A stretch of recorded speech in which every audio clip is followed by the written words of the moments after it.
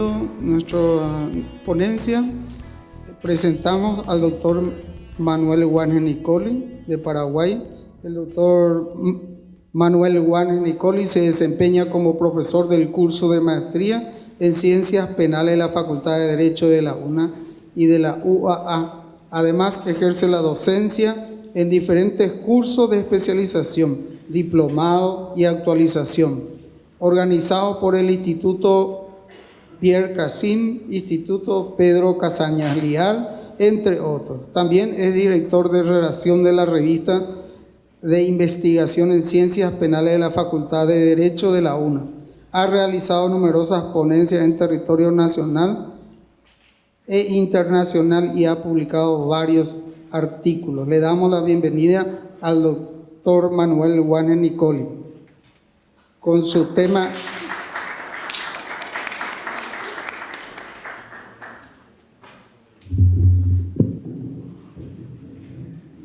Bueno, buenas tardes.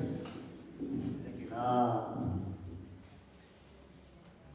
quisiera agradecer la posibilidad de poder compartir con ustedes esta tarde. Para mí es, sin lugar a dudas, un auténtico honor y un placer poder dedicarle un tiempito a estas cuestiones que son cuestiones actuales de la humanidad. En ese sentido, quiero agradecer la invitación a la apreciada decana María Eugenia Crichino. También quiero agradecer como autoridad de la universidad al doctor Yanis Ferrari y en general a todos aquellos que han hecho posible o factible la posibilidad de que podamos estar nosotros hoy aquí, intentando dejar un pequeño aporte en materia de derecho penal. Bueno, el tema que voy a abordar es un tema que ya tiene su tiempo, no es un tema precisamente muy novedoso, tiene ya un desarrollo importante. Eso se puede entender fácilmente si uno ve la impresionante cantidad de bibliografía que hay al respecto de la cuestión de la teoría de la imputación objetiva. Eso no quiere decir que no sea un tema actual, en el sentido de que es una teoría que todavía sigue en construcción, es una teoría que todavía sigue encontrando algunas respuestas o modificando anteriores posturas. De hecho muchos autores, sobre todo los más importantes, referentes de esta teoría, en algunos casos rectifican cuestiones propias de la misma. Pero, a pesar de que, como dije, es una cuestión ya que tiene su tiempo, en Paraguay, es decir, en nuestra realidad científica, es una cuestión absolutamente novedosa. Yo tuve la oportunidad de revisar, de analizar, de leer algunas sentencias, sobre todo acuerdos y sentencias de Cámara y de Corte que utilizan, entre comillas, y esto lo digo con todo respeto, esta cuestión de la teoría de la imputación objetiva. Digo utilizan porque la nombran o porque hacen referencia a algún autor que se encuadraría dentro de esta teoría, o porque utilizan criterios propios de esta teoría, ¿no? Entonces, aparentemente, o parecería que lo que está queriendo decir el tribunal es que ha resuelto la cuestión conforme a la teoría de la imputación objetiva. No obstante, y desde mi humilde opinión, creo yo que muchas veces el tema no es abordado de la manera más correcta dogmáticamente hablando. Pero sin lugar a dudas quiere decir que ya en nuestros tribunales se ha venido a plantear esta necesidad, diría yo, de la utilización de esta teoría. En muchos casos, en casi todos, podría decir, cuando hablamos de la teoría de la imputación objetiva, parece que uno tendría que salir a defenderla aquí en Paraguay, siendo que no debería de ser así. Resulta que, en cierta manera, la tradición jurídica paraguaya, las, digamos, voces más importantes en el ámbito de la dogmática penal parecen no darle tanta importancia a esta teoría al momento de resolver cuestiones específicas a la relación causal. ¿Sí? La tienen como una teoría más, ¿sí? Una teoría que, bueno, así como está la de la condición sine qua non, está la de la imputación objetiva, y parecería que no resulta necesario abordar este tema, y en algunos casos directamente afirman que no es necesario abordar este tema. Ante esa coyuntura, como les decía, parece que uno tiene que venir a defender algo que no necesita ningún tipo de defensa, y menos de una persona como yo, ¿verdad? De todas formas, lo que voy a hacer es hacer tres aclaraciones previas, tocar tres cuestiones previas que tienen que ver con la aplicación y compañía. Tienen que ver también con el ámbito de aplicación, de qué manera funciona esto, y luego voy a entrar ya en cuestiones propias de la teoría de la imputación objetiva. Voy a tratar de hacerlo en resumida síntesis, si me da la capacidad, porque realmente son muchas cuestiones las que, muchos puntos los que se han desarrollado dentro de lo que sería la teoría de la imputación objetiva, y también voy a intentar trasladar esta cuestión teórica, que siempre eso es lo más importante para la auditoría, a casos prácticos, de tal forma que por lo menos se acabe o se termine de entender un poco mejor de qué manera y cómo nosotros teníamos que aplicar la teoría de la imputación objetiva en Paraguay. Bueno, primera aclaración, aunque parezca llamativo, lo tengo que hacer porque ya mucha gente me ha preguntado, inclusive hay gente que ha cuestionado. La teoría de la imputación objetiva puede ser aplicada en todo sistema penal moderno y sobre todo en el sistema penal paraguayo. No hay ninguna dificultad, ni dogmática, ni de ningún tipo, que pueda, por decir de una forma, impedir la posibilidad de la aplicación de la teoría de la imputación objetiva. Es una teoría que funciona, me voy a mover porque me resulta mucho más cómodo, que funciona en una parte de la teoría del delito. Ustedes saben, la teoría del delito, dentro de lo que sería la tipicidad objetiva, en los casos que nos enfrentamos a hechos punibles que tengan dentro del tipo, o sea, hechos punibles de resultado, necesariamente el juez deberá determinar la relación causal entre la conducta y el resultado. La teoría de la imputación objetiva lo que viene es justamente a intentar resolver esos problemas cuando la cuestión no parece tan sencilla. De todas formas, la primera aclaración es que la teoría de la imputación objetiva se puede aplicar en Paraguay y se debe aplicar en Paraguay. Este se debe ya es obviamente un agregado mío. Obviamente y seguramente se podrá o no estar de acuerdo con esto, se podrá seguir utilizando esta teoría de la condición sine qua non siempre y cuando las soluciones o la solución a la que se acabe llegando por intermedio de la aplicación de otras teorías sea una solución dogmáticamente correcta. Es decir, esto no quiere decir que solamente la teoría de imputación objetiva podrá resolver siempre y en todos los casos todas las soluciones. Quizás pueda haber alguna otra fórmula que también nos aporte una herramienta práctica a los efectos de resolver la cuestión de la relación causal. Segunda cuestión preliminar o aclaración preliminar es que inicialmente la teoría de la imputación objetiva fue utilizada y sobre todo desarrollada en el ámbito de los delitos culposos. Es decir, cuando nos enfrentábamos o queríamos determinar la relación causal de una conducta, la aplicación de la teoría de la imputación objetiva era solamente cuando la conducta era culposa o imprudente. Cuando la conducta era dolosa o cuando el tipo penal, estábamos hablando de enfrentarnos a un tipo penal doloso, no se utilizaba o no se recomendaba la utilización de esta teoría porque, bueno, se utilizaban otro tipo de cosas, se utilizaban otro tipo de criterios a los efectos de establecer la relación causal. Hoy en día esto ha cambiado, en el sentido que la teoría de la imputación objetiva se aplica no solamente a los delitos culposos, sino que también se aplica a los delitos dolosos. Inclusive se aplica a los delitos que ya no tienen resultado, como por ejemplo serían los delitos de peligro. Por una sencilla razón. Una sencilla razón. El hecho de que una conducta sea dolosa o culposa no tiene o no debería por qué cambiar la tipicidad objetiva.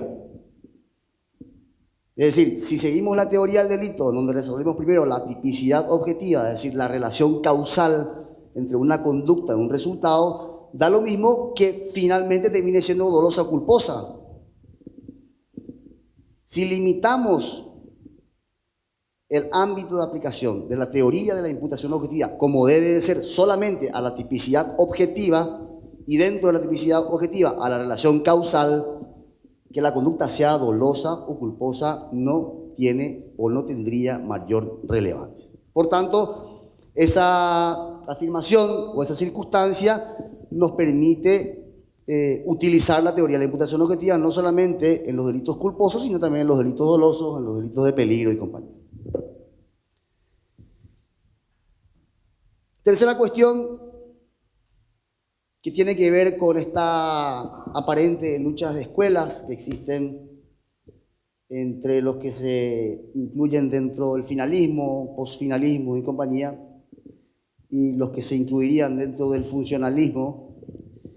Digo aparente porque para mí en realidad no es tal, a pesar de que algunos autores son un poco más vehementes o hacen afirmaciones con un poco más de ímpetu.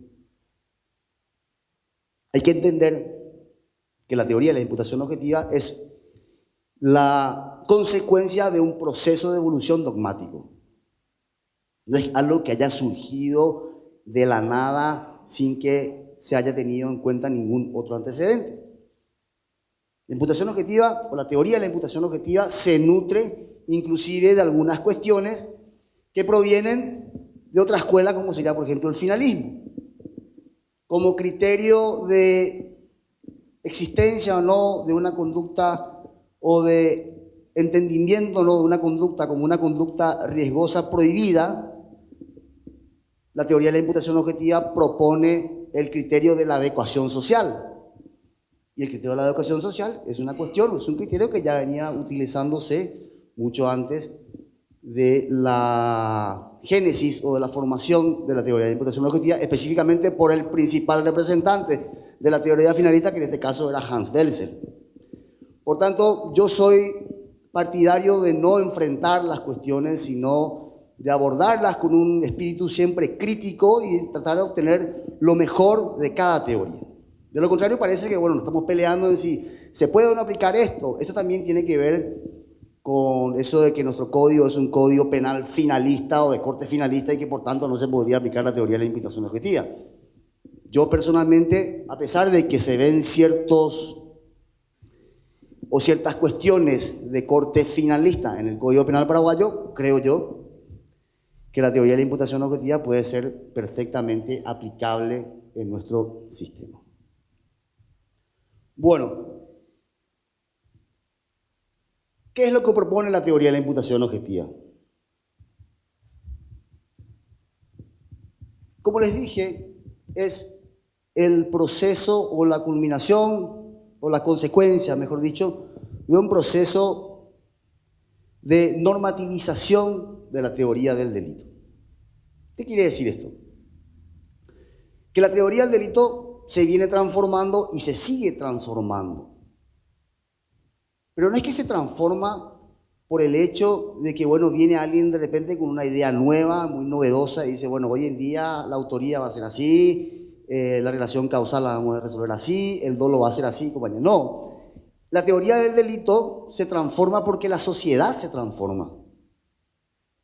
Es decir, el derecho penal, como ustedes saben, es una herramienta de control social de la cual se sirve el Estado para resolver conflictos en donde generalmente o deberían de estar bienes jurídicos de carácter importante, como la vida, la integridad física, el patrimonio, la propiedad, el honor, la reputación, la libertad, lo que ustedes quieran. Es decir, es una herramienta que utiliza el Estado para resolver esas cuestiones.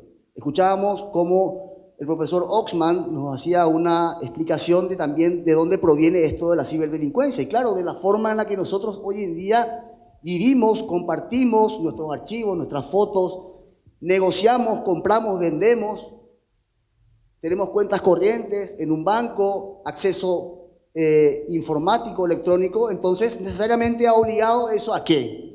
A que se genere o que se cree una suerte de doctrina especializada en el ámbito de los delitos informáticos, como magistralmente nos ha venido a explicar hoy aquí el profesor Nicolás Oxman. Bueno, traslademos esa cuestión exactamente o igualmente al ámbito de los delitos normales, como el de homicidio, como el de lesión y compañía, el de estafa inclusive, y veremos cómo también en esos delitos o en ese tipo de conductas nuestra forma o la forma de cometer el delito ha cambiado a causa de la forma en la que nos manejamos, a causa de la modificación de la sociedad, de la civilización en sí. Y si el derecho penal va a seguir siendo una herramienta que debe servir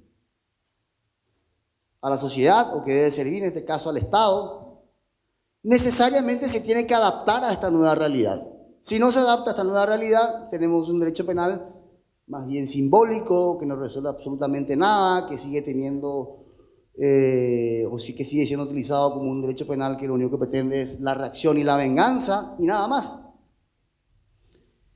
Ya posteriormente David también va a abordar esta cuestión cuando hable el tema de las medidas cautelares y nos va a explicar cómo debería o cómo debe ser el derecho penal. Bueno, sin irme en el tema, lo que quiero solamente es poner o darle énfasis a que la teoría de la imputación objetiva no es un invento de nadie, sino que es la consecuencia de la normativización de las categorías propias de la teoría del delito.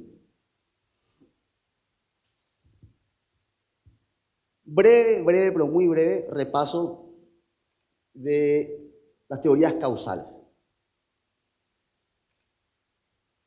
Anteriormente se creía o se entendía o se establecía la relación causal penalmente relevante de una conducta solamente utilizando criterios propios de las ciencias naturales.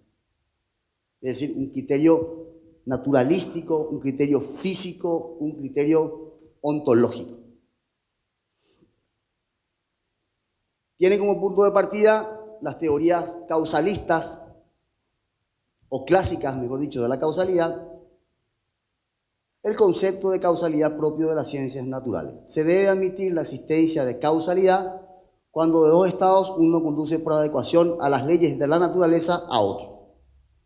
¿Esto qué quiere decir? Que bastaba con que el juez o que el fiscal determine que la conducta de una persona ha modificado el mundo exterior. Por ejemplo, voy a poner un ejemplo porque seguramente de esta manera me van a entender un poquito mejor. Que el que conduce un vehículo ha impactado con el que conduce una motocicleta y a causa de ese impacto le ha ocasionado la muerte y por tanto eso ya a mí me serviría o sería suficiente para imputar el resultado y decir, bueno, homicidio culposo. En este tema me voy a detener un minuto y voy a empezar ya a avanzar o me voy a adelantar un poquito sobre lo que serían las conclusiones. Hoy en día, como ustedes saben, vivimos una especie o una suerte de epidemia en el ámbito del tránsito vial o de la seguridad vial, en el sentido de que existen numerosos casos de accidentes de tránsito y esos accidentes de tránsito a su vez se traducen en una altísima cantidad de personas lesionadas o inclusive muertas que generan a su vez un problema para todos. Es decir, se podría decir en cierta forma que hay un porcentaje de la población que, por ejemplo, que ha sobrevivido a un accidente de tránsito que hoy en día no puede trabajar, no puede ejercer la profesión a causa, por ejemplo, de haber perdido un miembro o haber tenido un accidente muy grave que lo ha dejado tetrapléjico y convenido. O sea, es un problema.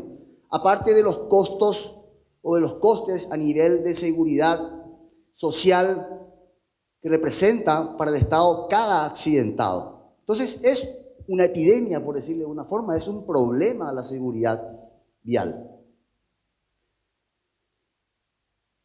sin lugar a dudas. ¿Qué pasa?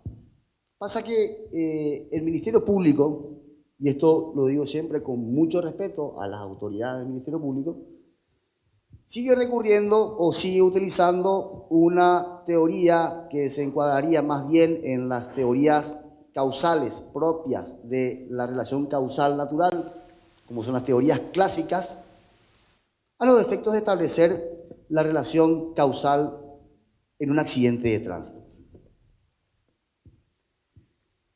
Al fiscal, o a muchos fiscales, no voy a generalizar porque hay gente que realmente no piensa así, a muchos fiscales parece que le da igual, por ejemplo, la conducta de la víctima,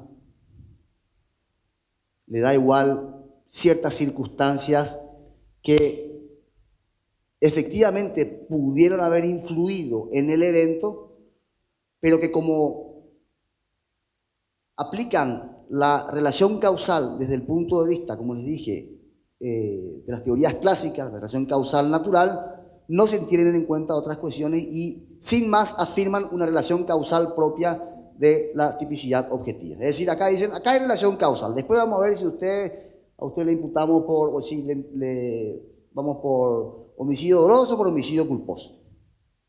Es decir, por el solo hecho de que una persona, por ejemplo, esté en el momento equivocado y en el lugar equivocado, el conductor que embiste a un motociclista, por ejemplo, que venía sin luces, eso es suficiente para el fiscal para imputar.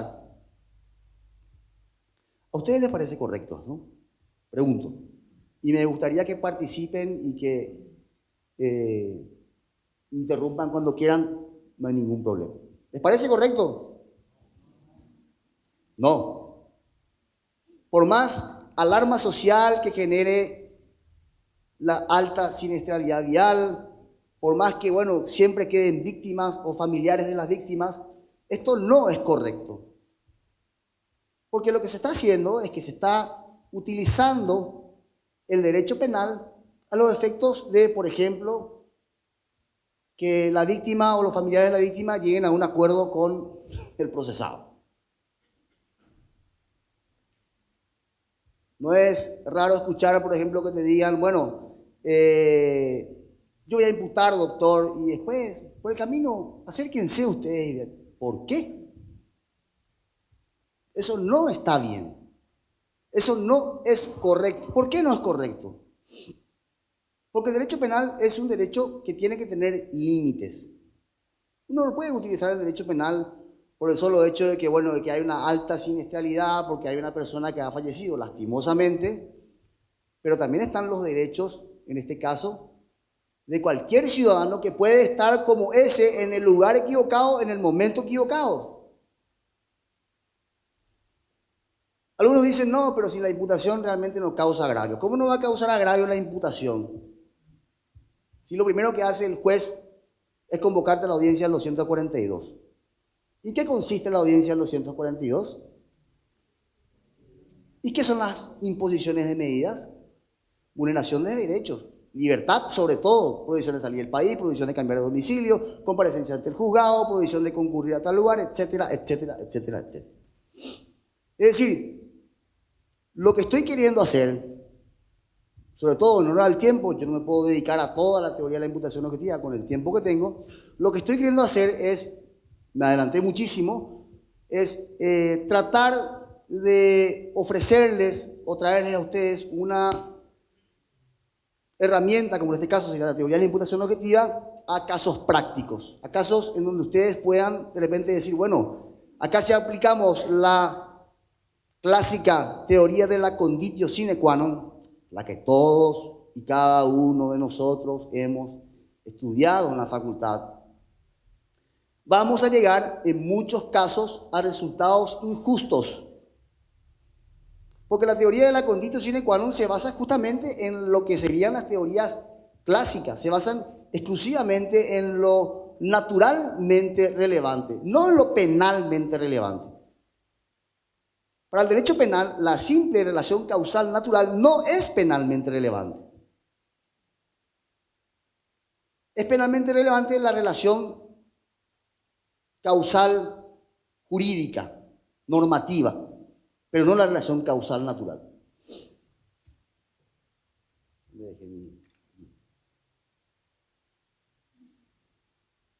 Acá me voy a adelantar muchísimo, me sabrán ustedes comprender. El tiempo no es precisamente, no nos apoya en este caso. Bueno, voy a empezar a tocar cuestiones ya propias de la teoría de la imputación objetiva. Ya hice o traté de hacer la crítica que quería hacer necesaria en cuanto se refiere a la utilización de otras teorías, como por ejemplo sería la teoría de la constitución sine qua non, que sin lugar a dudas en muchos casos nos llevan a resultados absolutamente injustos. Vamos, el caso del accidente, a ver, ¿cómo se aplicaría la teoría de la constitución sine qua non? Supongamos que venga un motociclista, como lastimosamente es normal en nuestro país, sin luces, sin casco y en sentido contrario. Lastimosamente esta realidad existe. A todos nos pasa, todos los que estamos en el tránsito nos damos cuenta que eso existe. Resulta que a consecuencia de eso, el conductor, que puede ser cualquiera de nosotros, embiste o impacta con el motociclista y le ocasiona la muerte. Si yo utilizo la teoría de la constitución sine qua non, que supuestamente es la teoría que tenemos que utilizar para establecer la relación causal natural, automáticamente decimos, ah, no, acá usted le ha ocasionado la muerte a ese ciudadano y por tanto hay que imputar. Después por el camino vemos qué pasa. Eso está mal. Algo hay que hacer. ¿Y qué hay que hacer? Y hay que simplemente, perdón, por supuesto. ¿Y cómo se corrige? Utilizando criterios respetuosos del derecho penal, respetuosos de la dignidad humana, respetuosos de la libertad. La utilización, inclusive, me animo a decir, de la teoría de la imputación objetiva representa o viene al caso o es totalmente coherente con un sistema garantista. Garantista en el sentido de que se garantiza la presunción de inocencia, se garantiza la libertad de la persona durante el proceso, compañía. Sí, es necesario, resulta necesario, no solamente ya a nivel dogmático, fíjense lo que estamos diciendo, no solamente ya a nivel dogmático, es decir, no solamente a nivel de tipicidad objetiva, sino también desde el punto de vista del sistema procesal garantista que supuestamente existe en Paraguay, aunque muchas veces parece que no es así. Bueno, esta teoría o la no utilización de la teoría de la constitución sine qua non, que es la práctica común y corriente en Paraguay, puede hacer que nuestro sistema o que la relación causal sea coherente con un sistema garantista. Hay muchos autores en el ámbito de la imputación objetiva. Yo creo que no se puede dejar de, en un seminario como este, de mencionarlos. No solamente los voy a mencionar, no da el tiempo para hacer un análisis de cada uno de ellos, que también hay que tener en cuenta que dentro de la imputación objetiva hay no unidades de criterio en cuanto a la resolución de algunos casos. Eso lo dejo ahí, ustedes podrán posteriormente investigar o analizar. Sobre todo existen diferencias notables entre lo que sería lo sostenido por Klaus Roxin y lo sostenido por Jacobs, desde mi punto de vista. Si se van a iniciar o si nos vamos a iniciar en la teoría de la imputación objetiva, lo más recomendable es empezar por Roxin. No empezar por Jacobs, porque realmente el lenguaje es sumamente técnico, de difícil comprensión, y si uno no está muy familiarizado con la terminología, de repente muchas cosas se escapan. Es decir, cuando uno no comprende todavía a cabalidad qué es lo que es esto o de las expectativas cognitivas, o qué es lo que es esto del principio, la prohibición de regreso, del principio de confianza, no puede avanzar en el estudio. O sea, necesariamente hay que empezar o hay que recurrir a un manual clásico, como en este caso el manual de Roxin, que sin lugar a dudas, y en esto creo que hay unanimidad o se comparte, fue el principal propulsor o el principal exponente de la teoría de la imputación objetiva en la doctrina penal alemana, y que hoy en día se traslada a toda Europa, o a gran parte de Europa, por no decir toda Europa, y América Latina. Parece que Paraguay es el único país que todavía no se dio cuenta de esta cuestión. Pero bueno, para eso estamos nosotros. También habría que citar a Frisch, que también es un autor que tiene, los tres alemanes, ¿no? Tiene trabajos sumamente importantes en el ámbito de la teoría de la imputación objetiva. Los tres tienen excelentes traducciones. En ese sentido, se puede decir que, por ejemplo, las propias de Manuel Cancio Meliá, inclusive los libros que ha escrito Manuel Cancio Meliá, que tuvimos la suerte de tenerlo aquí también en Paraguay hace unos años, son, digamos, un material al cual se puede recurrir. En ese sentido, yo, ahora te doy la palabra, yo me ofrezco a través de las autoridades de esta universidad a compartir con ustedes todo el material que esté a mi alcance, de tal forma que si están interesados realmente en analizar un poquito de la teoría de la imputación objetiva, lo cual me encantaría que a partir de esta conferencia o de este seminario despierte el interés de ustedes, pues sin ningún problema me pueden escribir un mail y yo con mucho placer estaría compartiendo con ustedes.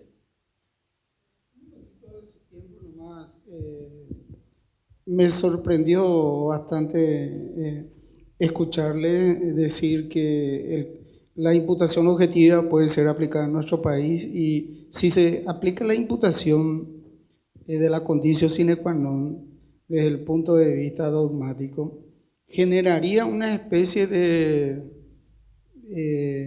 ¿cómo decirlo?, una especie de impunidad en el resultado, porque si A, en un accidente de tránsito, si A mata a B y se imputa por ese hecho, por la condición sine qua non, entonces vamos a esperar qué ocurre en el procedimiento. Como ejerzo la profesión de abogado, ¿verdad?, y me dedico a esa parte, los jueces normalmente aplican, según el código, la condición sine qua non, inclusive los camaristas, y te fundamentan su motivación en eso. De hecho, en la realidad, lo único que no estoy de acuerdo contigo es que es según el código. O sea, en ningún lado en el código dice que la teoría de la condición sine qua non sea la teoría a la cual se debe recurrir. De hecho, fíjense que nuestro propio código, creo yo, incorpora criterios de imputación objetiva o de funcionalismo en algunas cuestiones. Voy a llegar a ese punto. ¿Cuánto tiempo tengo? ¿Tengo media hora? No, que me queda, digo. Vamos. Muy bien. Yo creo que en nuestro sistema, el sistema jurídico paraguayo, no se le da la importancia necesaria a cuestiones como la de relación causal, siendo que en otros países hay un mundo en el ámbito de la relación causal. Parece no tener importancia, parece ser una cuestión, bueno, nada, acá hay relación causal, veremos después si hay dolo, si hay culpa, si podemos solucionar esto a nivel de antijuridicidad o solucionar esto a nivel de culpabilidad o punibilidad inclusive. Pero a la relación causal no se le da mucha importancia. No sé por qué. Quizás sí sepa por qué, o quizás lo lógico es que lo que se hace de manera automática y mecánica es la utilización de la teoría de la condición sine qua non, donde casi no hay discusión. Porque si yo elimino mentalmente la conducta del conductor que estaba en ese lugar y que ocasionó la muerte y desaparece el resultado, ya está, solucionado. Relación causal cerrada, siguiente punto. Tilde, check. Siendo que la dogmática actual, la teoría del delito actual, tiene un desarrollo impresionante en el ámbito de relación causal. Es decir, hoy en día, como les decía, donde vivimos las famosas y denominadas sociedades de riesgo, todos y cada uno de nosotros estamos en ciertas formas involucrados en algún tipo de riesgo o de algún tipo de foco de riesgo, en algún foco de riesgo específicamente. Y todos los días hay conductas y hay resultados. Si a todos los casos le vamos a aplicar la teoría de la condición sine qua non o la teoría de la equivalencia de las condiciones, bueno, tendríamos que tener cárceles para albergar a, no sé, prácticamente toda la población. ¿Qué quiere decir esto? No cualquier conducta que tenga como consecuencia un resultado va a ser una conducta penalmente relevante, sino solamente aquella que se encuadre dentro de los estándares de la teoría del delito. Es decir, nuevamente, la sola relación causal no es suficiente para establecer la relación causal penal, lo que le interesa al derecho penal. En ese sentido, la teoría de imputación objetiva nos da una serie de criterios. El primero, creo yo, y el más importante, es el criterio del riesgo permitido o riesgo prohibido. ¿Qué es esto? ¿Cómo se entiende el riesgo permitido y el riesgo prohibido? Bueno, tiene que ver justamente con lo que le comentaba un poquito antes, ¿no? Que se afirma de manera común que vivimos en auténticas sociedades de riesgo. ¿Qué quiere decir esto? Que desde que nos despertamos hasta que nos acostamos, o inclusive mientras estamos durmiendo, podemos estar sometidos a algún tipo de riesgo o algún foco de riesgo. De los más importantes que se pueden mencionar, yo creo el principal es el tránsito vial, o el tránsito vial, ¿sí? Sí, por supuesto.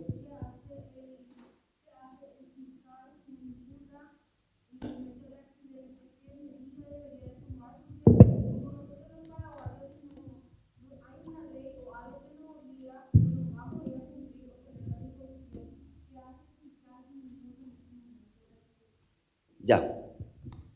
Bueno.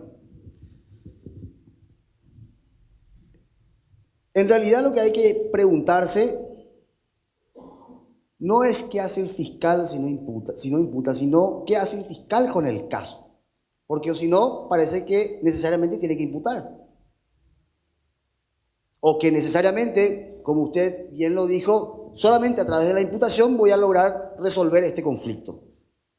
Que es lo que late en la mente de todos. Es decir, si yo no imputo, acá el conductor no se va a presentar, no voy a poder solucionar nada, no voy a poder practicar ninguna prueba de compañía. Bueno, pero eso no puede ser suficiente para instrumentalizar la imputación. De lo contrario, estamos utilizando la imputación, es decir, la imputación en términos de acta de imputación, el proceso formal por el cual se le hace responsable a una persona de un hecho, al solo efecto de que comparezca. Y esa es una práctica terrible en Paraguay. Entonces la pregunta debería de ser, no, ¿qué hace si no imputa? Sino, ¿qué es lo que hace el fiscal con el caso en sí? ¿Cómo debería abordar un caso de accidente de tránsito? Bueno, lo primero que hay que hacer, y justamente iba a entrar en eso ahora, es ver y analizar la conducta del conductor. Sí, primero la conducta de uno, después veremos cómo entra la conducta de la víctima en compañía. Para poder entender mejor lo que tendría que responderte ahora, previamente tengo que pasar por la cuestión del riesgo prohibido y riesgo permitido. Así que si me permitís, voy a desarrollar eso y posteriormente voy a tratar de enganchar eso con la pregunta que planteas. Bueno, sociedades de riesgo. ¿Habitamos en sociedades de riesgo? Claro que habitamos en sociedades de riesgo. Un claro ejemplo de esto, de toda sociedad, es la seguridad vial o la inseguridad vial, el riesgo que existe en el ámbito del tráfico o del tránsito. Se puede decir que hoy en Paraguay y solamente en muchas partes del mundo el tráfico o la alta siniestralidad del tránsito podría llegar a ser entre la primera y la segunda causa de muerte violenta. Es decir, realmente hay mucha gente que en un país como el nuestro sobre todo que termina o muriendo o termina siendo lesionada dentro del tráfico vial. Pero eso no quiere decir que nosotros tengamos que prohibir el tránsito. Prohibir el tránsito sería ir totalmente en contra de nuestra, comillas, evolución como sociedad, como civilización. ¿Por qué? Porque el tránsito es necesario para una serie de cuestiones. En primer lugar, para movilizarnos. En segundo lugar, para transportar y para que todos los que ustedes piensen o se imaginan que se utiliza el tránsito. Entonces, a pesar de que es un foco de riesgo muy, muy importante, el Estado no lo prohíbe, a pesar de que mueren muchísimas personas a través del tránsito o en el ámbito de la seguridad vial, el Estado no puede prohibir la circulación de vehículos, sino lo que hace es reglamentar la circulación de vehículos. ¿De qué manera usted puede circular o de qué manera usted debe circular? De esa reglamentación, que sería la reglamentación administrativa propia de cualquier país, de cualquier Estado, surge el riesgo permitido o riesgo prohibido, por ejemplo, en el ámbito del tránsito. Entonces, ¿qué hace el fiscal? Vamos a la pregunta de la compañera. Y fijarse si hay o no un riesgo prohibido o un riesgo permitido. ¿Y cómo yo sé si estoy en presencia de un riesgo permitido o un riesgo prohibido? Mirando simplemente la reglamentación del tránsito. Si la reglamentación del tránsito dice que usted no puede conducir en zona urbana a una velocidad superior a tal, y ese el sujeto, el conductor que termina impactando con el motociclista, venía conduciendo a una velocidad superior a la permitida, estaría dentro del riesgo, porque el tránsito de por sí es una conducta riesgosa, pero un riesgo permitido, que la sociedad o que el Estado permite por las bondades o ventajas que traen a la civilización el tránsito. Si se encuentra fuera de lo que establece la norma o incumple la norma administrativa en reglamentación de tránsito, por ejemplo, es decir, conduce por encima de la velocidad permitida, está o estaría dentro del riesgo prohibido. Entonces, ¿qué tiene que hacer el fiscal? Espero que no haya ningún fiscal acá que después no me digan, que me venga a decir, vos me vas a venir a enseñar lo que tenés que hacer. Yo simplemente hablo de manera genérica y lo hago como siempre lo digo con todo respeto. ¿Qué debería hacer el fiscal? Bueno, parece que es una conferencia que se dedica solamente a bajar la caña a los fiscales. Quiero que no se entienda así, por favor, nada más que eso. Esto se debe a una cuestión estrictamente dogmática. Yo no tengo ningún tipo de problemas con nadie del Ministerio Público, gracias a Dios. Bueno, de todas formas, hecha la aclaración, ¿qué debería de hacer en este caso el fiscal o cualquier persona, para que no sea siempre el fiscal, que se enfrenta o que pretende resolver un caso de accidente de tránsito? Utilizo el accidente de tránsito porque creo que es la forma más fácil de explicar esto de la teoría de la imputación objetiva. Después, como ustedes saben, veremos cómo esto se traslada también al ámbito del derecho penal económico, al ámbito de la mala praxis, ni qué decir. Podemos ver algún casito si nos da el tiempo. A ver, sujeto que conduce vehículo Mariscal López y Perú, embiste al motociclista y fallece. Eso dice la crónica. Pero, analizando la conducta del sujeto, tarea investigativa propia del Ministerio Público, por medio de pericias, testigos o algún otro dato que pueda revelar circunstancias fácticas del evento, se establece que el sujeto venía conduciendo de una manera normal. Venía dentro de la velocidad permitida, 60 kilómetros en Asunción, creo que en Avenida un poquito más, no recuerdo, con la modificación de la ley de tránsito, 50 kilómetros, digamos. No venía bajo los efectos del alcohol, no venía adelantando en zonas prohibidas, no ha doblado en un lugar donde estaba prohibido doblar, no ha hecho un retorno en U. Es decir, no ha infringido ninguna norma de tránsito, que el Estado se preocupó en establecer a los efectos justamente de ordenar el tránsito, pero que tiene consecuencias a nivel penal. ¿Por qué tiene consecuencias a nivel penal? Porque ese sujeto se va a encontrar dentro del riesgo tolerado, del riesgo permitido propio de la circulación vial.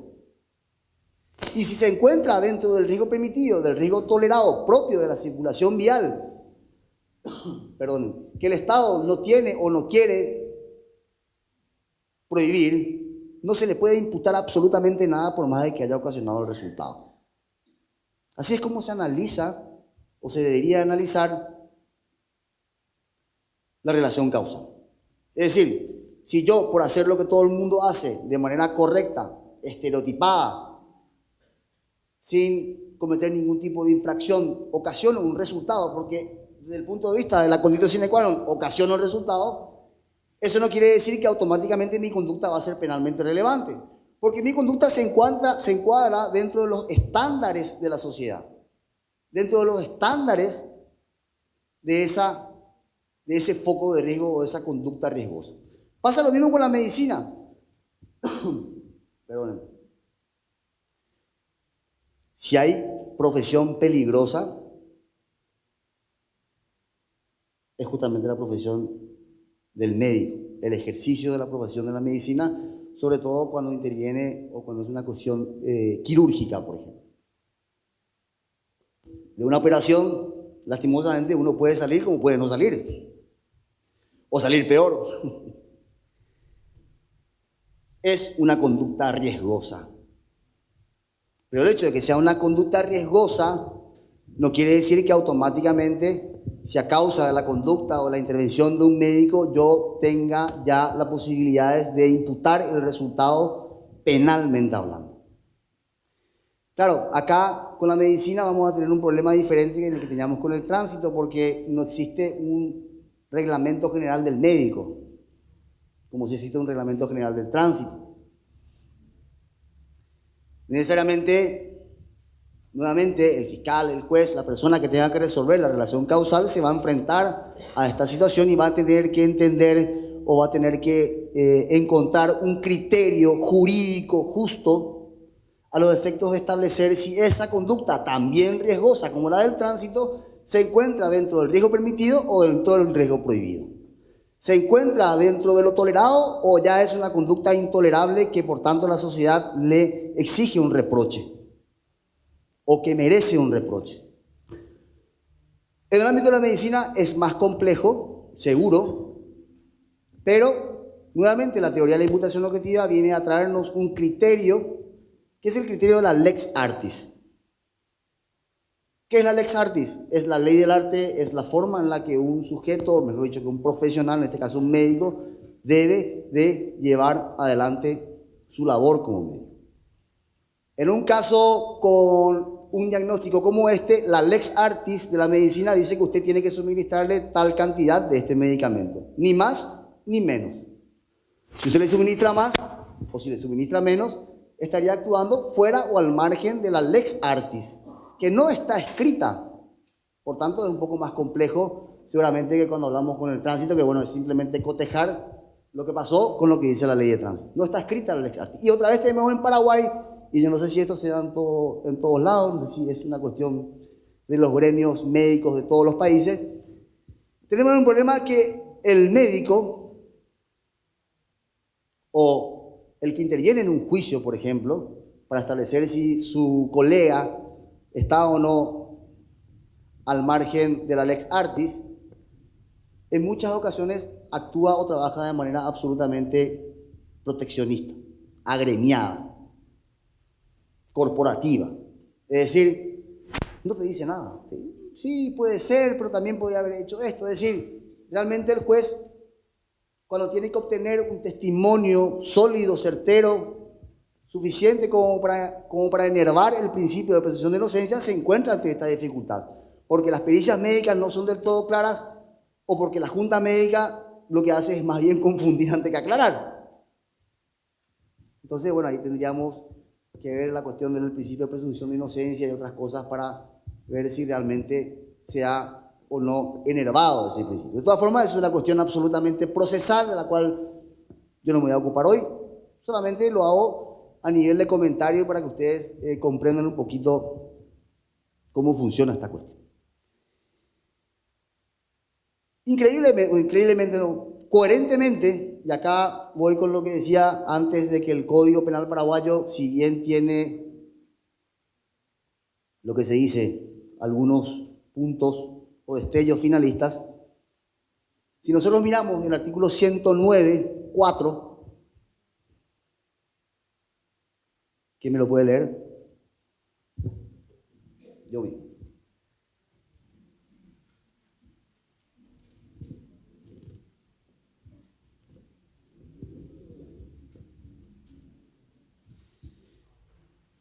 No obra, el artículo de aborto, no obra antijurídicamente el que produjera indirectamente la muerte de un feto, si esto, según los conocimientos y las experiencias del arte médico, fuera necesario para proteger un peligro serio para la vida y la muerte.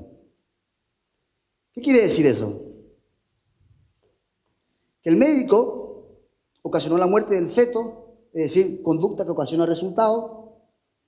Se aplicó la teoría de la condición sine qua non, parecería que no habría más nada que discutir, porque si usted no hubiese hecho, no hubiese muerto el feto, no hubiese muerto el bebé en este caso, Sin embargo, la norma te dice que no obra antijurídicamente, si bien trabaja en el ámbito de la antijuridicidad y no de la tipicidad, es un criterio válido a efectos de imputación objetiva, porque el criterio para saber si la conducta o si a la conducta es o no antijurídica, o se le puede o no imputar resultados, según como ustedes lo vean, es justamente las normas del arte médico.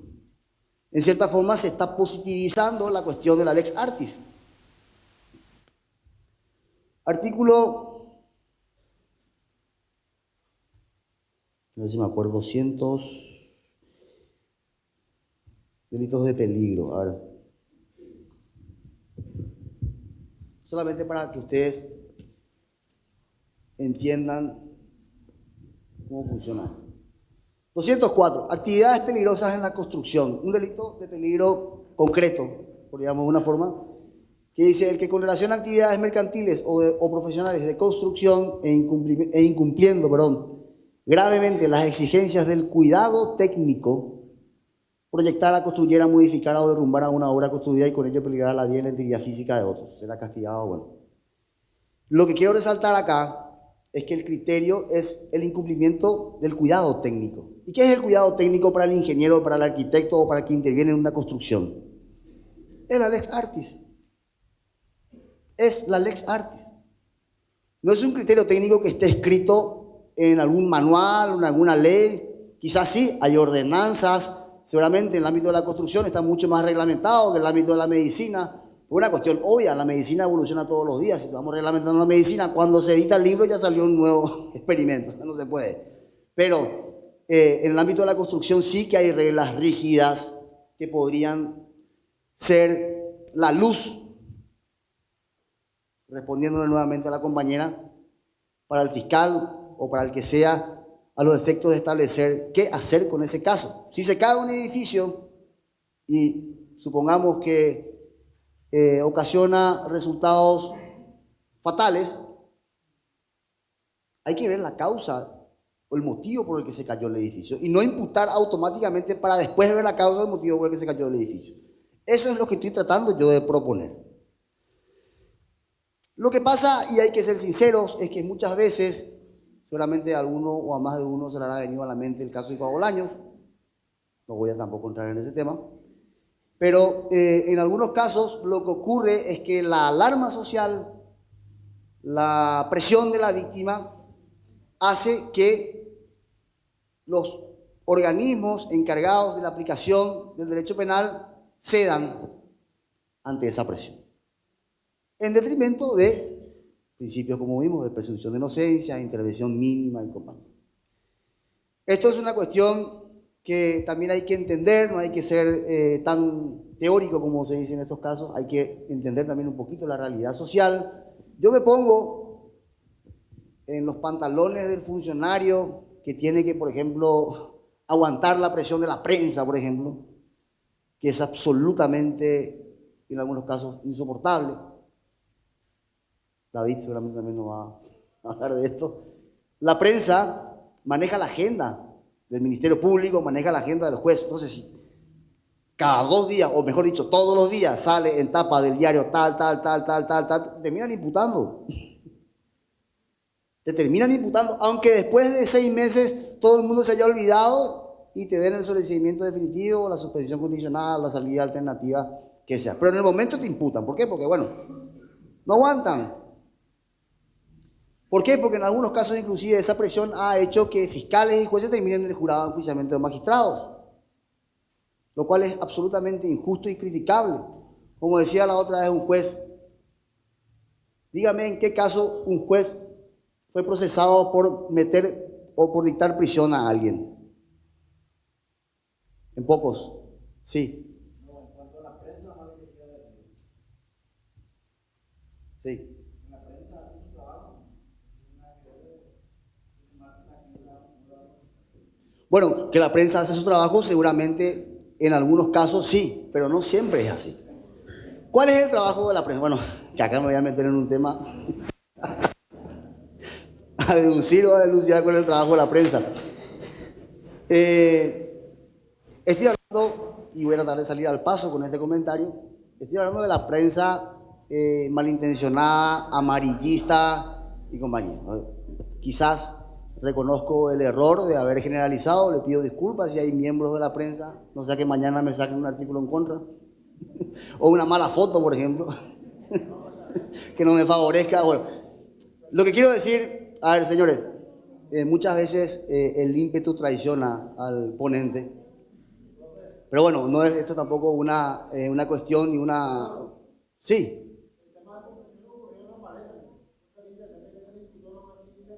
Sí.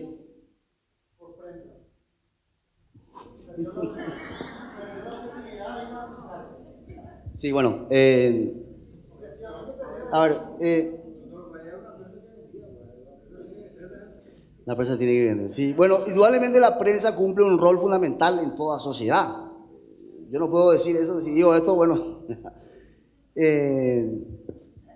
Pero el problema, cuando yo digo la prensa, y quizás ahí estuvo mi, ¿cómo se dice?, temeridad, no diferencié qué tipo de prensa. Estamos hablando de una prensa que, bueno, que parece que lo único que pretende es dañar la imagen de una persona o que tiene algún tipo de interés que va más allá de lo que, como dijo el compañero, hacer el trabajo de prensa, que es informar y informar de manera certera, lo más precisa posible y sin ningún tipo de tendencia. Es decir, cuando digo que marca la agenda, de repente es porque, bueno, hay algunos casos que realmente son muy, muy mediáticos y, bueno, parecería ser que influyen en cierta forma en la decisión final del magistrado y también, bueno, ahí estarían en cierta forma vulnerándose principios como el de imparcialidad y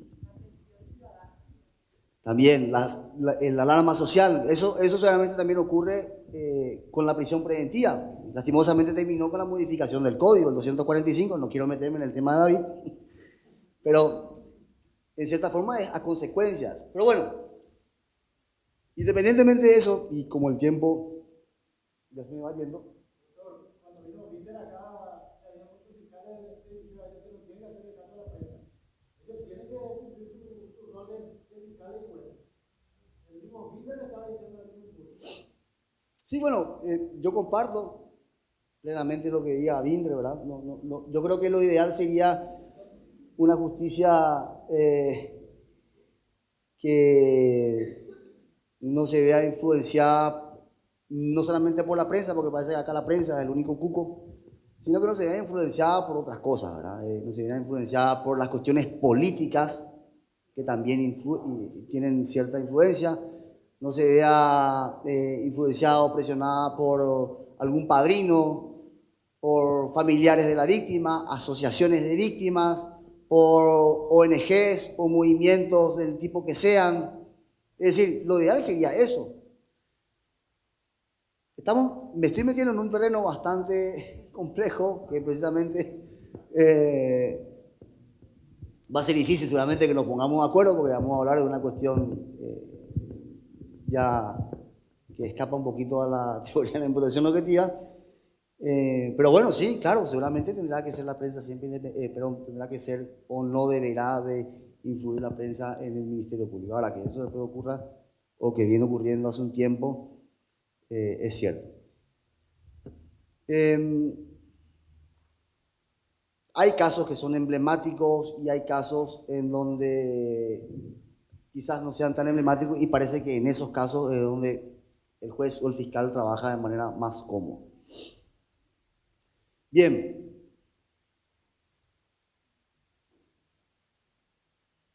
Vimos riesgo permitido, riesgo prohibido. Les cuento que no desarrollamos ni siquiera el 5% de la teoría de imputación objetiva, pero por lo menos vimos ya algunos criterios importantes a los efectos de determinar si una conducta es o no, o a una conducta se le puede o no imputar el resultado. Me voy a adelantar muchísimo en la cuestión a los efectos de no dejar a la mitad esta cuestión del riesgo permitido, riesgo prohibido, en el sentido de que tampoco va a ser en todos los casos susceptible de imputación del resultado el solo hecho de que la persona se encuentre dentro del riesgo prohibido. Puede ocurrir que el conductor, vamos al caso que utilizamos, esté conduciendo, por ejemplo, a una velocidad excesiva, bajo los efectos del alcohol, haya realizado una maniobra prohibida, y en ese caso, ¿qué sería? Un riesgo prohibido. Pero, al mismo tiempo, parece que la compañera me puso el ejemplo perfecto, al mismo tiempo tengo que ver también la conducta de la víctima. En el sentido de si la víctima ha intervenido o no de manera, por ejemplo, descuidada en el evento. ¿Qué quiere decir eso? Puede ser que el sujeto esté bajo los efectos del alcohol, pero el motociclista venía sin luces en sentido contrario. Entonces, ahí tenemos riesgo prohibido del conductor porque venía bajo los efectos del alcohol o venía a una velocidad excesiva, pero el resultado quizás se explique a causa de la responsabilidad, o mejor dicho, autopuesta en peligro de la víctima. Algunos autores como Roxin, como Enrique Gimbernat, a los efectos de resolver esta cuestión utilizan el criterio del fin o ámbito de protección de la norma. Es decir, ¿qué es lo que pretende proteger la norma que prohíbe conducir bajo los efectos del alcohol? Pretende evitar un accidente a causa de que, por ejemplo, el sujeto pierda o no tenga la capacidad de reacción o los reflejos necesarios, no tenga la posibilidad de, no tenga la disminución de la visibilidad y compañía. No se quede dormido inclusive. Pero eso no pretende evitar que, por ejemplo, venga un suicida y se tire bajo las ruedas. Es decir, a pesar de que el sujeto se encuentra dentro de lo que sería la conducta prohibida o la conducta no permitida, esa conducta no permitida no es, o mejor dicho, el resultado ocasionado no está dentro del fin o ámbito de protección de la norma. Eso tiene que ver con una forma o una manera teleológica de la interpretación de la norma. Es decir, tenemos que ver cuál es el fin de la norma, propio del proceso neocantiano, como aquí nuestro compañero Nico conoce, ¿no? Es decir, hay que analizar qué es lo que pretende evitar esa norma, cuál es el fin de la norma. Ese criterio, por ejemplo, evitaría que se lleve o que se dé el caso que ocurrió aquí en Paraguay, que, por ejemplo, el sujeto estaba estacionado en un semáforo bajo los efectos del alcohol, viene una moto, le choca y muere el motociclista. Entonces viene después, digamos, la intervención del Ministerio Público y establecen que sí, que hay un vehículo, que hay un conductor, le hacen el alcotest, da positivo, amanece imputado. La norma que pretende, o mejor dicho, la norma que prohíbe conducir bajo los efectos del alcohol no pretende evitar que venga un motociclista y te impacte, por ejemplo, en la parte trasera, como en este caso, y muera, fallezca. No. Entonces, en ese caso, ¿qué ocurre? Tenemos un riesgo prohibido, es decir, una norma contraria a la ley, contraria al reglamento de tránsito o cualquier otra norma dentro del ordenamiento jurídico, ordenamiento positivo paraguayo, pero que todavía no es suficiente para imputar el resultado, porque el resultado se debe justamente a la autopuesta en peligro de la víctima o una competencia propia de la víctima. El resultado es consecuencia de una acción, en todo caso, imprudente y peligrosa de la propia víctima. Aquí en Paraguay se da mucho eso. Fíjense que es normal, lastimosamente, como veíamos, motociclistas sin luces.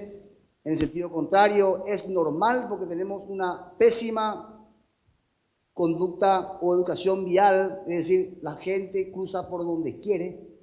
El paseo de cera parece más bien un adorno que un lugar por donde uno tiene que cruzar. Uno de repente va por una ruta y ve cómo cruzan todo tipo de cosas, si no son perros son vacas, si no son vacas son personas. Es decir, hay una cierta conducta de incumplimiento de la norma que en muchos casos inclusive es por ignorancia, fíjense. El paraguayo muchas veces no conoce o desconoce la norma de tránsito. Es normal que uno vaya, por ejemplo, por la ruta 2 que te lleva de Asunción a Cacupé y un vehículo venga circulando a 30 kilómetros por hora, como si nada. Y uno viene ahí atrás, por el carril izquierdo. Uno viene ahí atrás tratando de pasar, y no puede porque, bueno, porque a él se le ocurrió irse por el carril izquierdo. Siendo que si uno va a ir a esa velocidad, necesariamente tiene que ir por el carril derecho. Eso muchas veces no conoce o no sabe, hay una ignorancia, porque uno se da cuenta de eso, porque le pasa por al lado, le grita o le silba, le mira con cara de qué pasó, que dice qué pasó, y dice mal. Supongamos, y enganchando con el ejemplo, que el que le rebasa por esa zona lo hace por la zona prohibida, porque justamente ese señor no se percató que tenía que ir por ahí, y lastimosamente termina embistiendo a unos niños que estaban jugando fútbol en el medio de la calle. ¿Hay peligro prohibido? Sí, claro, porque adelantó por la zona no permitida. Pero bueno, el resultado, a pesar de que sean niños, el resultado es consecuencia de la imprudencia, en este caso, de las personas que se encontraban jugando fútbol en donde no tenían que jugar. Es decir, puede ocurrir, redondeando la idea, que exista un peligro prohibido o una conducta que se encuadra o no se encuadra dentro del estándar, pero ese elemento, siguiendo con la pregunta de la compañera, que tengo que hacer todavía no es suficiente para imputar el resultado. Tengo que ver si la conducta infringida por el conductor, en este caso, se encuentra o no dentro del ámbito o fin de protección de la norma. Es decir, tengo que analizar, entender qué es lo que pretende evitar esa conducta. Bueno, hay muchísimos casos, muchos casos mucho más complicados, solamente el que yo traje hoy a proponerles, muchos casos que dan o que se prestan para el debate. Mi intención simplemente fue acercarles una visión más bien general de la teoría de la imputación objetiva. Seguramente hay muchas cuestiones que se han quedado en el tintero y que no me ha dado el tiempo a desarrollar, pero que bueno, gracias a Dios tenemos la posibilidad hoy de poder compartir información, tenemos la posibilidad de hacer un seminario, tenemos la posibilidad de charlar como ustedes quieran, no tengo ningún problema. De hecho, me ofrezco a facilitarles el material que en su caso precisen o algún material que sirva para aquellos que todavía no han comenzado a iniciarse en el ámbito de la teoría de la imputación objetiva. He tratado de hacer una síntesis, aunque apretada, de esta cuestión. Espero haya podido por lo menos despertar alguna inquietud en ustedes. Mi intención es justamente esa.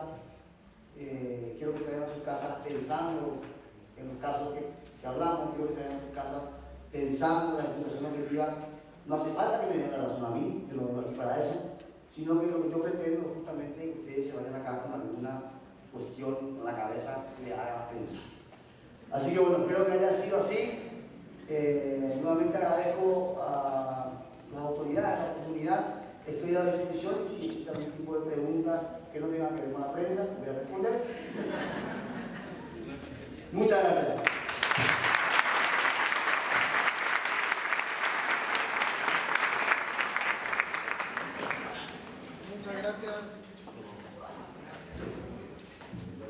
Muchas gracias al doctor Wagner, un tema tan relevante como la imputación objetiva, así el doctor Nicolás Hoffman también, la ciberdelincuencia.